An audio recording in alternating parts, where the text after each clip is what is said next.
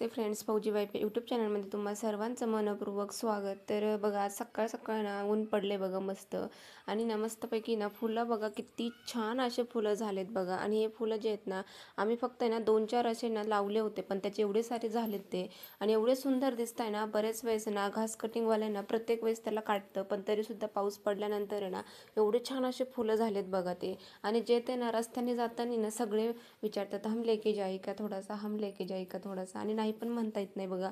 आणि भरपूर सारे ना त्यातून घेऊन पण जातात, तरी पण एवढे सुंदर आहेत बघा ते फुलं। आणि त्यानंतर काय ना नाश्त्यामध्ये माझ्यासाठी ना मी हंडवा बनवला होता बघा। हे हंडवा एक गुजराती रेसिपी आहे, तर एका ताईने मला शिकवली होती, तर ती माझ्यासाठी बनवलं बघा। आणि आज आहे ना तर बापूचा उपवास होता, त्यामुळे माझ्या एकटीसाठीच बनवलं होतं। आणि त्यानंतर आहे ना घरातले ना थोडेसे भांडे वगैरे घासावं म्हटलं का, भांडे वगैरे म्हणजे ना मसाल्याचा डबा तर जास्तच खराब होतं, म्हणून मसाल्याचा डबाच घासून घेतला बघा। एक त्यातली हळदीची वाटी तर बघा कसली एकदम अशी प्लास्टिकचं आहे, तर कसं झालं आहे। आणि हे काचेचे जे बाऊल आहेत ना, तरी आम्ही आचार आणतोय बघा कॅन्टीनमधून, तर त्याचेच हे आहेत ते बाऊल, तर ते पण आहे ना मी यूज करत असते बघा। तिकडं काय ना फेकून द्यावं असं वाटत नाही बघा, आणि दिसायला पण ना दुसऱ्या भांड्यांपेक्षा छान वाटतंय बघा, मस्त असे ना आणखीन आहेत माझ्याकडं। आणि काही कसं ना झाकणं वगैरे खराब झालेत म्हणून फेकून दिलेत।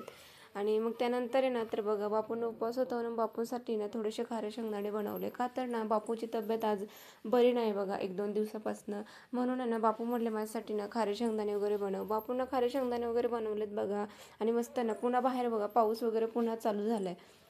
कचरा टाकायला गाडी आली बघा कचऱ्याची, तर कचरा टाकायला ना छत्री वगैरे घेऊन गेले होते बघा मी कचरा टाकण्यासाठी। पाऊस आहे ना तर असं ऊन पडतंय, आणि ऊन पडलेलं बघून आतमध्ये आले ना तोपर्यंत बाहेर पाऊसही चालू होऊन जाते।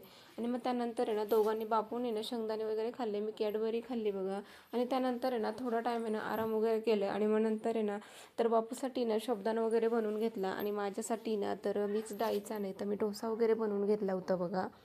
आणि डोसा वगैरे ना चटणी वगैरे दही चटणी सोबत खायला वगैरे ना मस्त वाटतं। पण काय ना आता पाऊस चालू असल्यामुळे ना तर दही खायला पण नको वाटतं, आणि मला चटणी असली चटणी ना जास्तच आवडते, म्हणून ना चटणी वगैरे सोबत ना डोसा वगैरे खाऊन घेतला। आणि त्यानंतर आहे ना मस्तपैकी दोघांनीच ना बसून आहे ना तर मोबाईलमध्येच ना कॉमेडी बघितली बघा छान अशी। तर बापूंना तर बरं नव्हतं, त्यामुळे ना बापू घरीच होते बघा। आणि मग त्यानंतर काय पुन्हा बघा काम वगैरे भांडं वगैरे सगळं आवरून घेतलं आहे।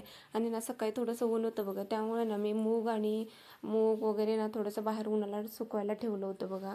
आणि मूग आहे ना तर कसं आणले ना तर थोडं ओलसर असते बघा, इथं पाऊस जास्त असतं, आणि त्याच्यामुळं ना क्वार्टर वगैरे पण आहे ना जास्त ओलं असतं ना, आपण कसं पण ठेवलं ना तरी पण आहे ना असं सादळल्यासारखं होऊन जातं बघा।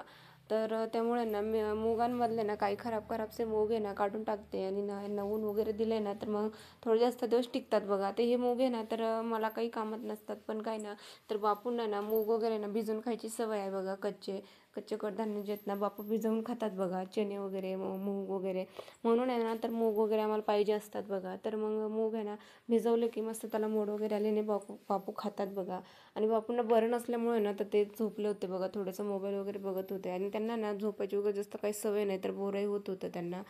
त्यानंतर आहे ना शेंगदाणे बघा इकडं ना एवढे असे ओलसर शेंगदाणे असतात बघा। आणि मग ते ओलसर ना पॅकिंगच असतं ऑलरेडी, आपल्याला काय मोजून वगैरे भेटत नाही, अगोदरच ते मोजून वगैरे पॅकिंग करून ठेवलेले असतात।